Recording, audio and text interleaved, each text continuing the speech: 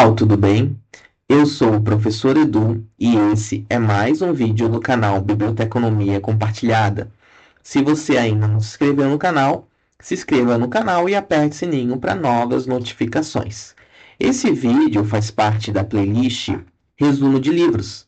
É a primeira parte do livro Elaboração de uma Política de Desenvolvimento de Coleções em Bibliotecas Universitárias. E a autora desse livro é a professora Simone da Rocha Wetzel. Um pouquinho sobre a estrutura, né, desse livro. Ele é um livro publicado em 2013, é uma segunda edição, pela editoras Intertexto e Interciência. O livro tem 109 páginas e aqui está a referência do livro. Se você quiser mais informações sobre esse livro, tá aqui na descrição do vídeo, ok? Sobre a estrutura do livro, né? Em relação ao sumário dele. A gente tem uma apresentação, o capítulo 1 que fala da introdução, o 2, questões que afetam a política, o 3, o que vem a ser desenvolvimento de coleções, o 4, mãos à obra, ainda a lista de referência e o apêndice A. Vamos começar então. Na apresentação, a professora coloca, né, que esse livro é um produto de várias anotações que ela teve no decorrer dos anos na disciplina Formação e Desenvolvimento de Coleções na Escola de Biblioteconomia da Universidade Federal do Estado do Rio de Janeiro, a Unirio.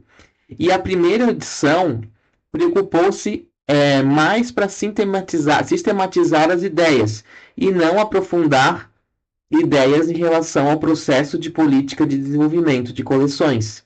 E que já existe literatura especializada que sinaliza vários aspectos da temática, mas nenhum livro em português que fala diretamente da política de desenvolvimento de coleções. Essa segunda edição, ela passou por uma revisão de cada ponto, né, de cada ponto que já tinha lá na primeira edição, com a finalidade de acrescentar conteúdo para fortalecer os argumentos, bem como criar novos pontos que ainda não estavam sendo debatidos lá na primeira edição. E a segunda edição foca em apoiar na elaboração de uma política de desenvolvimento de coleções. E que é um desejo da autora que essa segunda edição os bibliotecários consigam, né, motivar a formalizar as políticas de desenvolvimento de coleções. Na introdução, é colocado que as atividades de desenvolvimento de coleções deveriam também ser tarefas tão cotidianas como as atividades de processamento técnico, como a catalogação, a classificação e a indexação, e que ainda é raro ver bibliotecas com todo esse processo de desenvolvimento de coleções, ficando apenas nos processos de seleção e aquisição dos itens.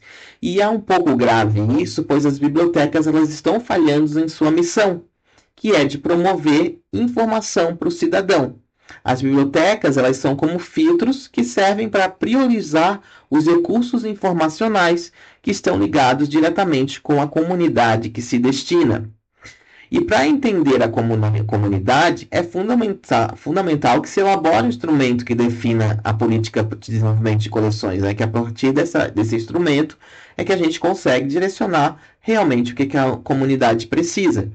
E com o advento da internet, na introdução, né, é colocado que ainda existe uma preocupação maior dos bibliotecários em relação às coleções das suas bibliotecas, porque com esse advento as escolhas entre fontes de informações impressas ou digitais ficaram um pouco mais complexas. E, além disso, tem a questão de elas serem pagas ou livres e ter espaços e também os custos, né?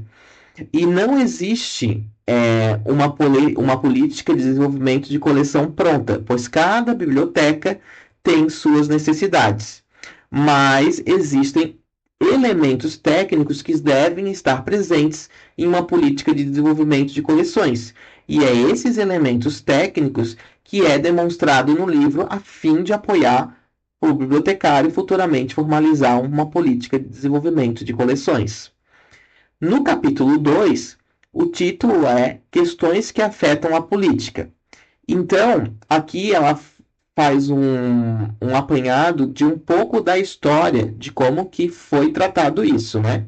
Então, lá em 1978, existiu um trabalho de Miranda que foi apresentado em um congresso que posteriormente foi publicado em uma coletânea que visava um modelo operacional para o processo de seleção, pois ele se dá como um ponto de partida para o diagnóstico para a formação de coleções.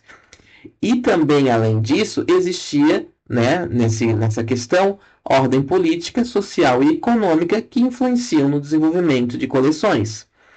Também destacado por Miranda, lá em 1980, é que o processo às vezes é deixado de segundo plano, transferindo a liderança dessas atividades para os professores, né? E que o bibliotecário precisa ter o papel principal de liderança, formando parceria com a comunidade no processo de seleção.